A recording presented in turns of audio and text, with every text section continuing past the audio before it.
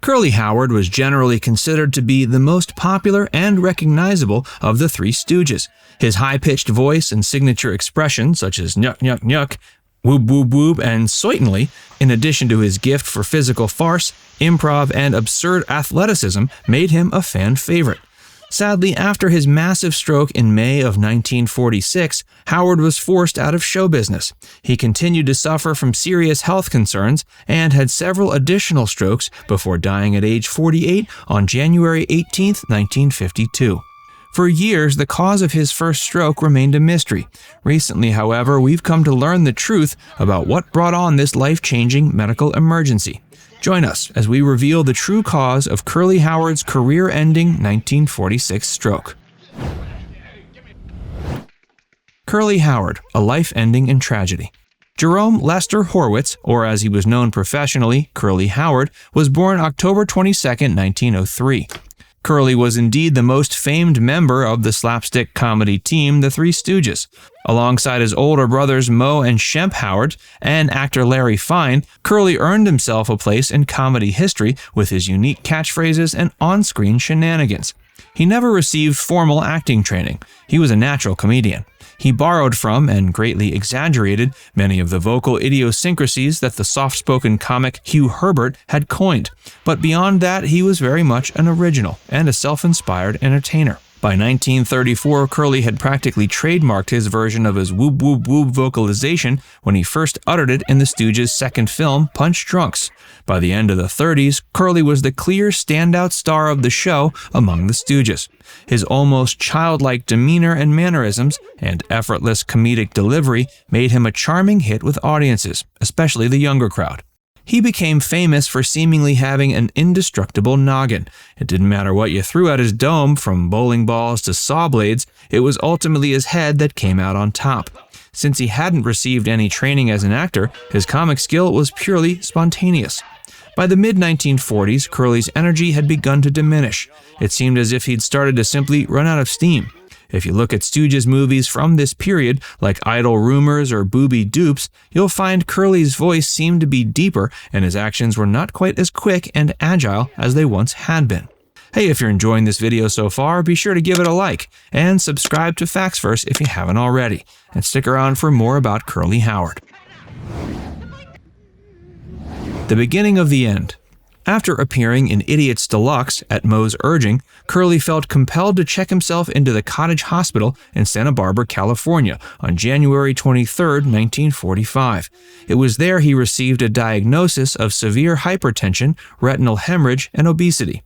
Curly's rapidly deteriorating health forced him to take it easy and rest, which is why in 1945 he was only able to grace the screen for 5 shorts. The Stooges had been putting out anywhere from 6 to 8 films a year previously. It's believed Curly likely suffered from the first of many mild strokes somewhere around this time. Moe urged the infamous Columbia head Harry Cohn to let Curly take some time off after he was discharged from the hospital so he could recuperate and build his strength back up. Cohn, who notoriously was only concerned about making a profit, flat out refused to halt the production of one of his biggest moneymakers, the Stooge shorts.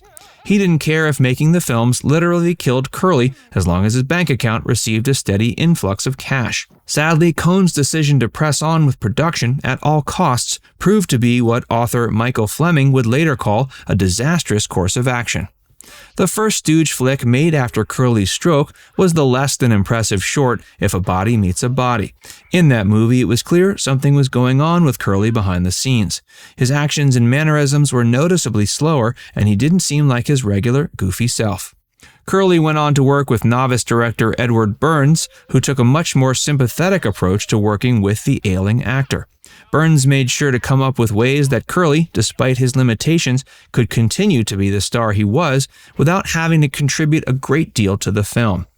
Burns' films, Microphonies, A Bird in the Head, and Monkey Business, were prime examples of offerings that showed Curly was no longer in his youthful prime. In the latter, it's said that Moe had to coach Curly on camera just to get the shots needed. Previously, Curly had no trouble performing with little direction.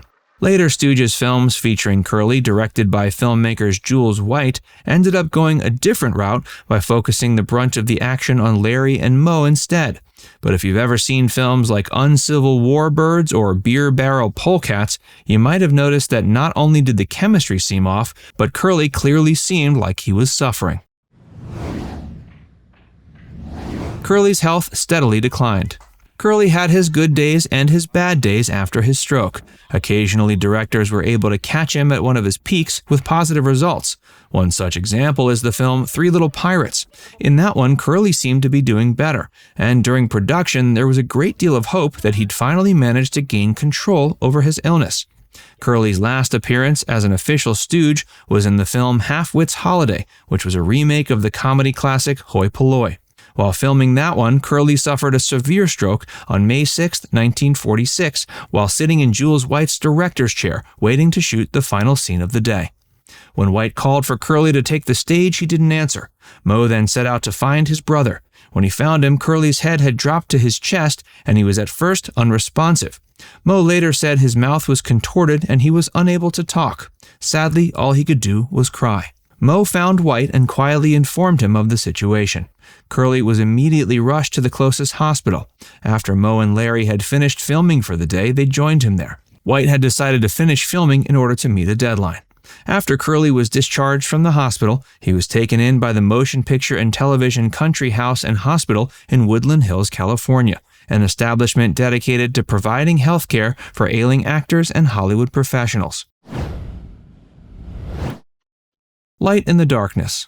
While recovering from his stroke, Curly met a woman named Valerie Newman, who he married after a brief courtship on July 31, 1947. Valerie cared for Curly profoundly and had the patience to allow him to recover at his own pace. They welcomed a baby daughter into the world named Janie in 1948. After getting married and having a child, Curly's health continued to decline.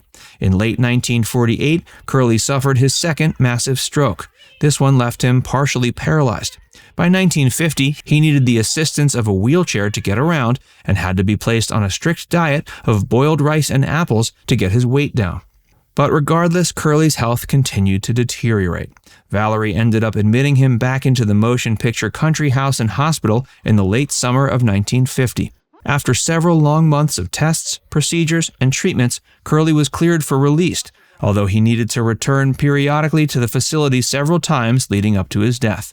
In February of 1951, he was admitted into a nursing home. A month later, he suffered another massive stroke. In April of that year, he was transferred to the North Hollywood Hospital and Sanitarium. On the 7th of January 1952, Moe was on the set of the film He Cooked His Goose when he was asked to help move Curly for what would prove to be the last time. A week and a half later, on January 18th, Curly died from what his doctors determined to be a massive cerebral hemorrhage. He was 48. Now it's time to hear from you. Was Curly your favorite stooge? Let us know in the comments section below. And before you go, make sure you give this video a like and subscribe to Facts First if you haven't already. Click the bell icon to stay updated on all our latest content.